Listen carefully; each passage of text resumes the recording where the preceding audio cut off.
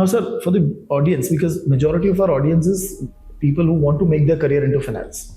So, if you can tell us, like, when we talk about risk management for a bank, what ideally teams are there in the bank for those things, and if you can also tell us what are different skill sets are required for each team. Product formulation, policy formulation, Right. the general guidelines for the bank. So they manage the overall structure of the business of the bank. Because I have a lot of candidates, students who are preparing for these exams, Okay. and they have a background of credit analysis. So they might be working for, say, Bajaj Finserv, and they might be doing some credit analysis. They might be working for NBFC or a bank also. So for them, it is easy to enter into credit risk. But yes, sure, why these things is happening? And then they look into it, analyze it, and then put a proper control and mitigation if required. Business will come with some different concept. Then you have to understand what is this. Okay. But on your go ahead, the bank is taking it part. We need to have a very good knowledge of our own process. So what is the regulatory aspect? What is the best industry practices? Meeting with the people, meeting with the several consultants and all those things. It helps to address. And what is your view that what are the different risks that we see in banking right now? One of the major is that I've heard is the cyber risk that is coming in now in the segment. Okay, so how a risk manager, because see, for a risk manager it's all different type of risk. So how he can be equipped with all different angles of that, how he can be keep updated on that part.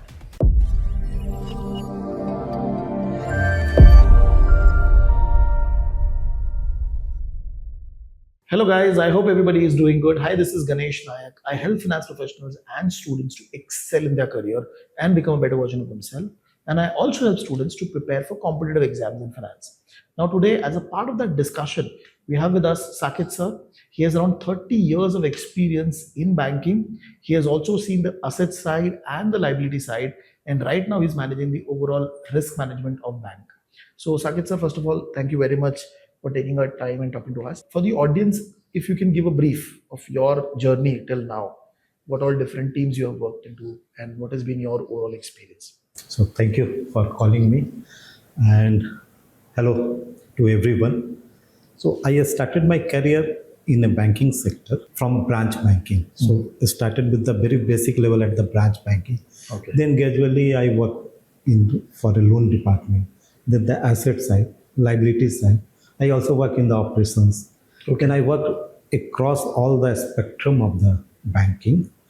Then I went work outside India also. So I work in outside India for 7 years. Okay. And then gradually I migrated once I had got all the knowledge and experience of banking. I migrated to the risk department. So since last 10 years, I'm working in the risk department. I'm working in various organizations during this period. Okay. Now, sir, for the audience, because majority of our audience is people who want to make their career into finance. So, if you can tell us, like, when we talk about risk management for a bank, what ideally teams are there in the bank for those things, and if you can also tell us what are different skill sets are required for each team. The composition of team, it depends upon the nature of the bank, what exactly they are doing, as well as in the maturity of the organization also. Right. So some new bank may have a different composition. Some established bank might have a different composition. Some bank who are having focus on corporate banking, they might have a different structure. But broadly, if I say risk department is divided into the 3 to 4 segments. Okay. The first one is the credit risk, which is one of the important part. Then second is the market risk. Okay.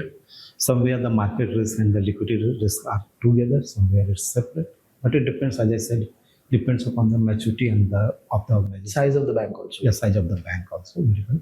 And then the third is the operation risk. So which is also one of the important. Along with the operation risk, IT risk is the part of the things. Somewhere CISO work with the operation risk. CISO work separate from the operation risk. So these are the broadly divided. In any bank, even any NBFC and all those things. Right. And so within credit risk, because in banking, the main risk is the credit risk, right? So what activities do you see? If I'm suppose entering into a credit risk team, what I will see, what is actually happening? If you can give a brief. If you know about the banking and all, so there are 3 lines of defense. So the first line of defense is the business.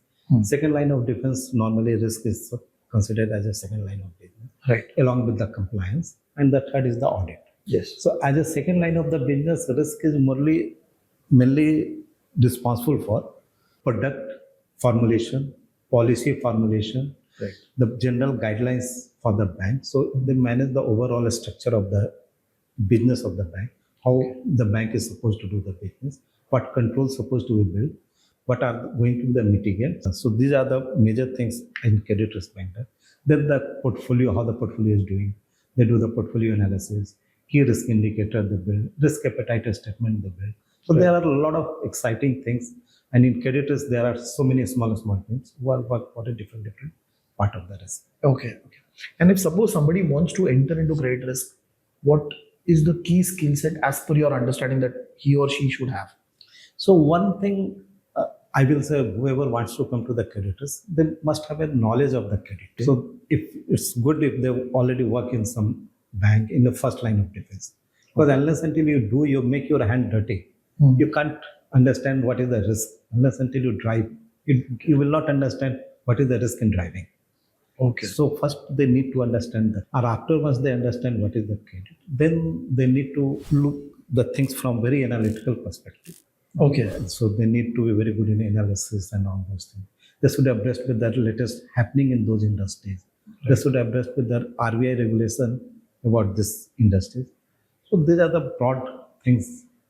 Anybody who wants to come to the credit risk. Okay. So, Because I have a lot of candidate students who are preparing for these exams, okay. and they have a background of credit analysis. So they might be working for, say, Bajaj Finserv, and they might be doing some credit analysis. They might be working for NBFC or a bank also. So for them, it is easy to enter into credit risk. For them, it's easy to enter into the credit risk because they are already aware about the credit risk. As a second line of defense, when you come, so many times the first line of defense will come to you for opinion.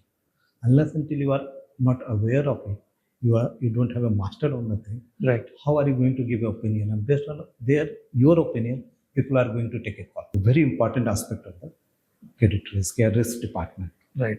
And sir, moving on to the next risk, which is market risk. Now, again, the same question. What actually happens in market risk and what are the key skill set that you need?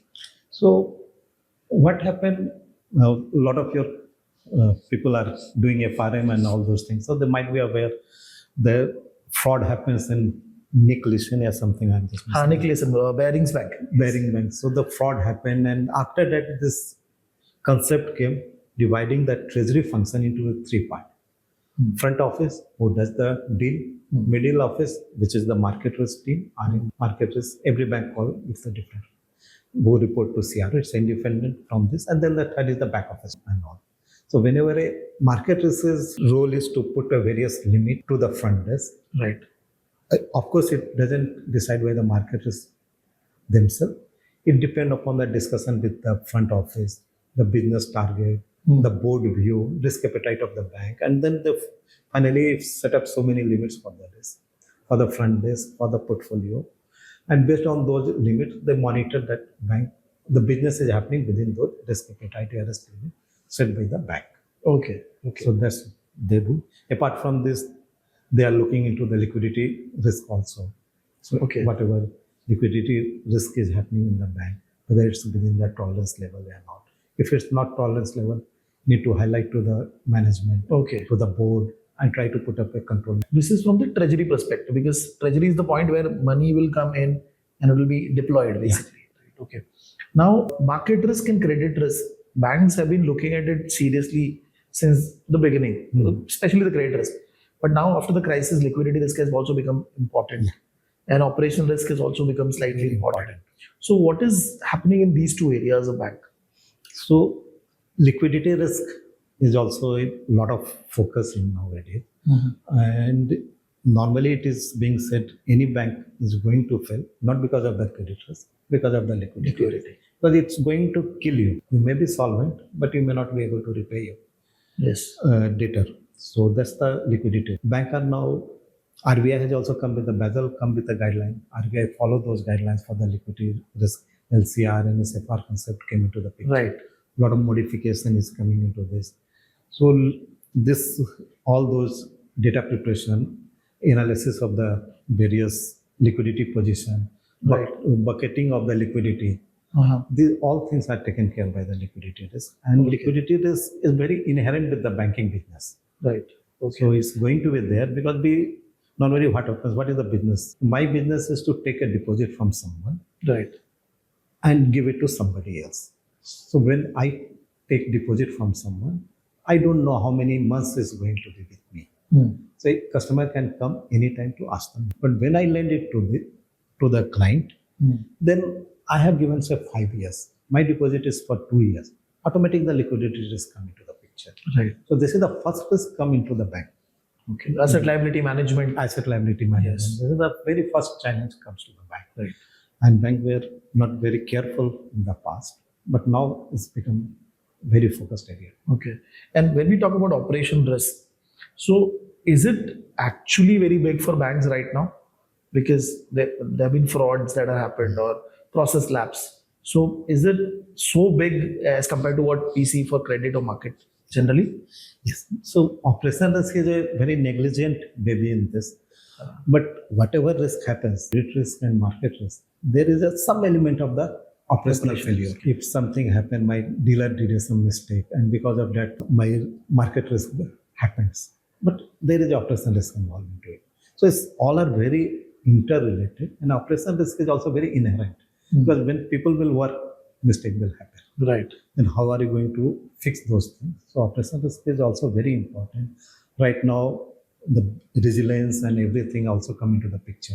Right. BCP, operational resilience, these are also become a part of the operational risk. Somewhere it's considered separately, but that's also very important nowadays. Okay. I purposely asked you this question because when people are preparing for these exams, they're just reading about it. But now when they would listen from your perspective that how a bank and a risk head is actually looking at it, so they'll get some perspective. And what about the emerging risk, like climate risk or ESG related risk? So are banks in India right now looking at it seriously? Yes. So climate risk is very serious concern for the bank also. Well, we lend for a long period, so 5 years, 10 years. And then even we don't know what's going to happen after 5 years. Right. To that industry and the things. So bank started capturing all those data points, looking into it very seriously and building the resilience around the climate risk, making a policy. Regulator has also come with some disclosure guidelines. Rating agency has also started rating the things from the climate risk perspective, Right. ESG perspective. So these are very important things. These are emerging, and it's being taken very seriously by all the big bank, all the major. Okay. And sir, now since you are also at a role of CRO, so for the audience, if you can tell us that how does a day of a CRO actually looks like? What he actually does? It's very hectic in one word. Okay. So basically, let me explain in a very, you can Google it, so many things will come, but from a very practical perspective, what CRO does. So CRO is the risk, what risk does a CRO? So there are broadly, I divide, it's a three part of it.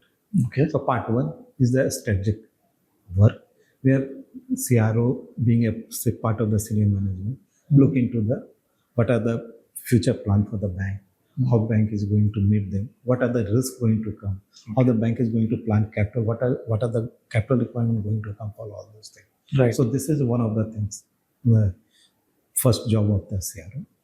Then another second job comes for a CRO to look into the monitoring aspect. Okay. We set the various risk limit, monitor those risk limit as we discuss about the market risk. Right. Same for the operational risk. There are so many KRI, key risk indicator, has been fixed into this. Whether everything is working within those parameters, because risk is going to happen. If we drive, there is a chance we are going to scratch.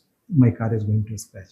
Right. We are some minor accident going to happen, but we need to fix the limit. Okay, I will drive by 60 only on this road, so that even if an accident happens, it's not going to be fatal for the organization. So that's how the second job. And then third is, as you said, emerging risks. So how do we know what is going to be the emerging risk? What is going to be the impact of it? And some things are unknown risk also. We don't know what is going to happen. COVID is going to come or not. We don't know. So for that, one of the important things come into the scenario analysis. Is sensitivity analysis of the various. So we look into this from various scenario perspective, how my portfolio is going to happen. Right. If inflation goes by this much percent, how it's going to behave. If it goes down, GDP goes down by this percent, what going to behave. So based on the several variables, we try to build up how it's going to happen. Of course, there is no end of making it inflation go to 100% or 0%. There is no, but it should be a plausible also. In last 50 years, it happens. Right. During last 10 years. Possible scenarios. Yeah, plausible, possible scenario. So that's three jobs. Right, very interesting, sir. Strategic. Then you also talked about the monitoring part and the emerging risk part. Yeah. This will give a good perspective to the audience. Now, if somebody wants to make a career in risk, okay, how should he approach his journey? Suppose he's starting out, he's going to be an analyst. How should he make sure that he reaches to a senior level in risk? What is your views on that? No, it's very simple. So whether somebody started a career with the bank in any level, whether not only analyst, even in an operation. Okay. If somebody is in operation, they can come in operational risk. Somebody is in a treasury, a back office, they can come into the market risk. Right. So they need to start working it. Or the most important thing is that in the state of working in a very simple manner, try to understand why it's happening. Okay. Unless until we go into the depth of the things, why we are doing like this. Can we do it differently? If we are doing like this, is going to be any risk in this? So the thinking has to develop. Okay. Where in a state of only doing the work, we need to look into the things. Why are we doing this? Once you start questioning these things, right, you become very good for the risk department also. And risk department keeps looking for those type of who start asking the question to himself or herself and to others also. But yes, why these things is happening? And then they look into it, analyze it, and then put a proper control and mitigation if required. Okay. Okay. What is your view that for the new people who are joining the risk team? Okay. What is the key skill set they are lacking? When you talk to people, when you talk to young guys who are joining, what is one or two things that they can improve to do better? So, and this skill also depend upon the vintage of the employee who is going to come. So 5 years, somebody is coming with a 4-year experience. So the expectation is very different from that person. Okay. If somebody is coming with a 10-year experience, the expectation is very different. But one thing I will tell all the risk professionals, all the banking professionals also, look into the things from very analytical perspective. Why are we doing this?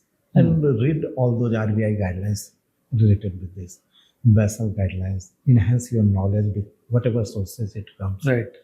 Talk to your seniors, where are you working? They will also give you a lot of perspective because they are having 10, 20 years of experience.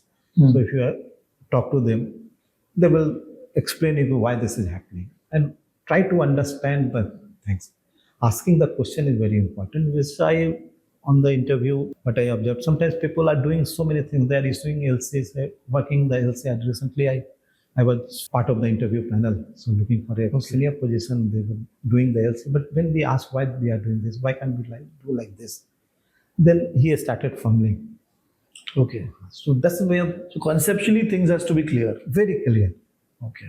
Otherwise, everywhere some business will come with some different concept. Then you have to understand what is this. Okay. Because you, on your go ahead, the bank is taking a call. Right. Right. And since we're talking about a senior level role, now when you take their interviews, apart from the knowledge part, what is one or two things extra that you actually try to judge in the interviews? One thing is very important for the risk professional because sometimes you are at a loggerhead with the business. Because business is saying, no, this is very important. Customer wants this. We have to do this like this. And you are realizing doing like this is not good for the bank. Risk is too high. Right. And maybe it's our policy or regulation also doesn't allow that. That time you have a very good communication skill to convince those persons and try to find out a suitable alternative for this. Okay, let's do this business.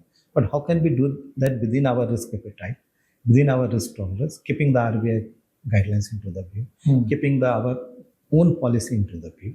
So this conflict resolution and management is very important for the risk. Yeah. Okay. And sir, in your journey, you have moved from a public sector bank to a private bank. Now, there are a lot of people who want to do that. So, what is your advice that how is private sector different than a public sector bank? I mean, just one or two points if you can guide them also. There is no difference between the private sector and public Okay. sector. Work are the same. The process may be different, but the work are the same. The culture are the same. People are the same.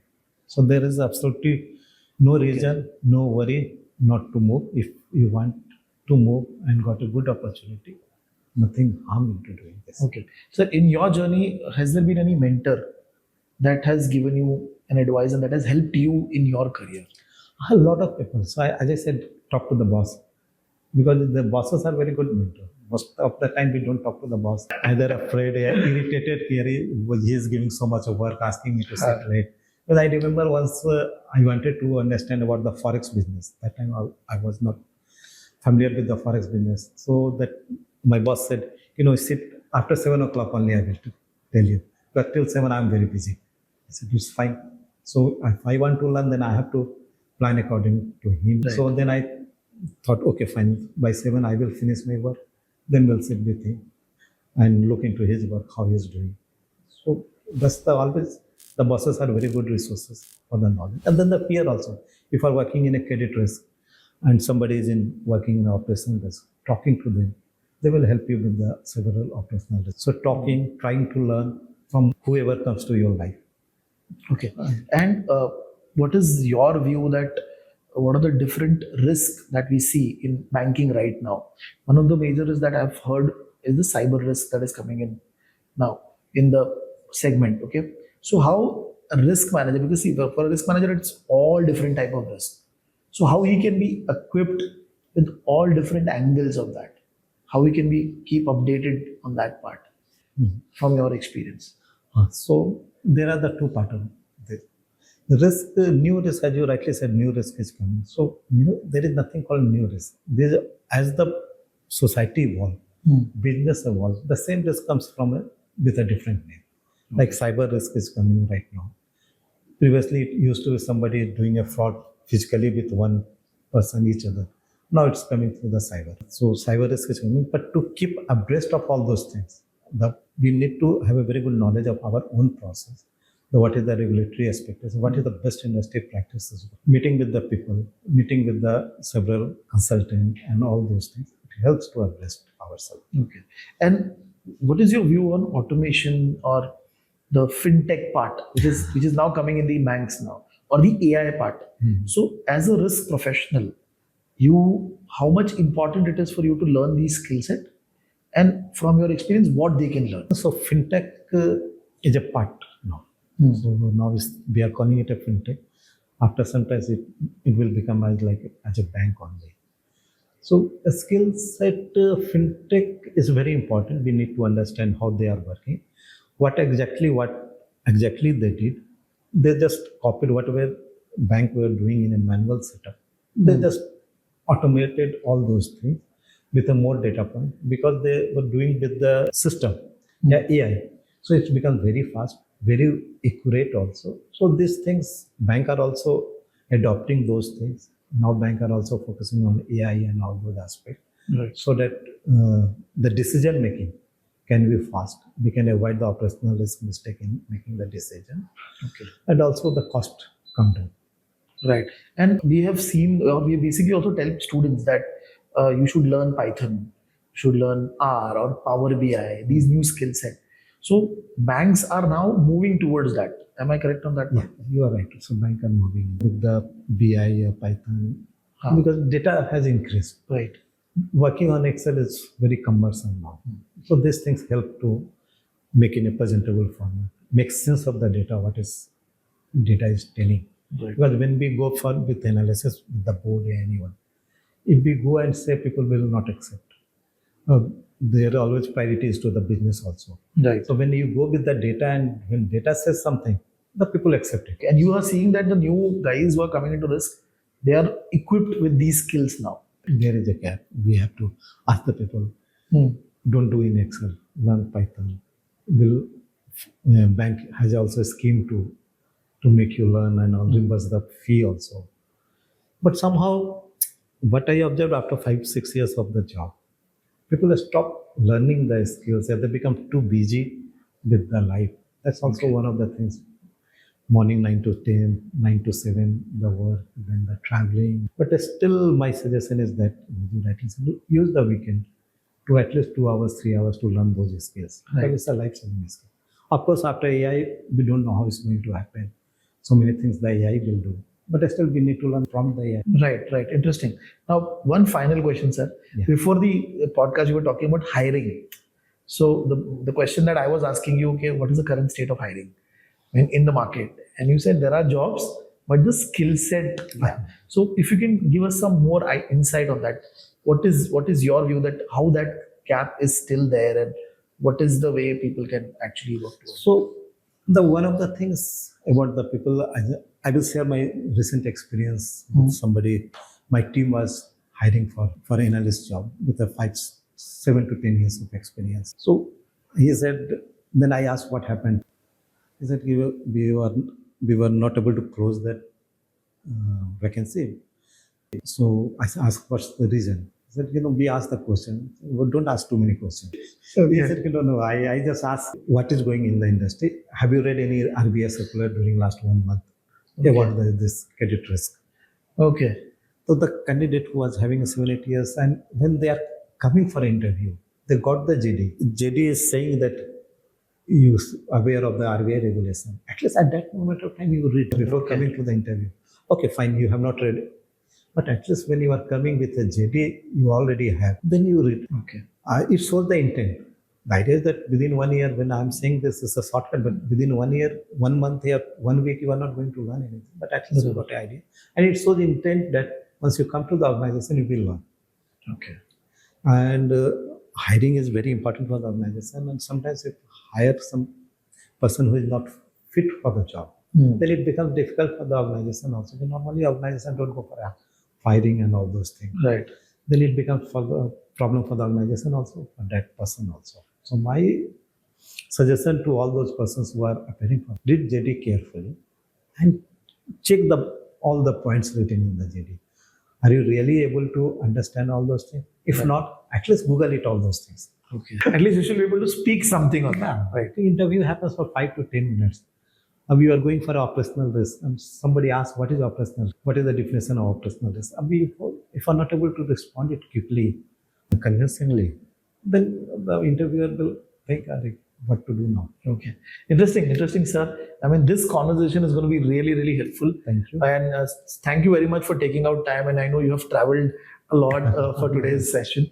So this interview or this conversation will really help a lot of audience to get the perspective of what a risk manager actually thinks. Right. So thank you, sir. Thank you very much for taking the time.